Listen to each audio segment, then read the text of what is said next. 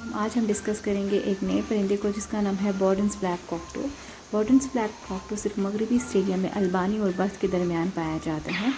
खोखली कील मारी और वॉन्ट्रस में घोंसला बनाता है। ये अगस्त और दिसंबर में अंडे देते हैं। 25 से 50 साल की ज़िंदगी का दौरानिया है। इसकी लंबाई 50 से 60 सेंटीमीटर है। इसका वज़न 560 से 770 ग्राम है। ये ज़्यादातर भूरे स्याह पंखों के किनारे गहरे सफ़ेद रंग के होते हैं जो दम की नोक की तरफ सफ़ेद बैंड देते हैं।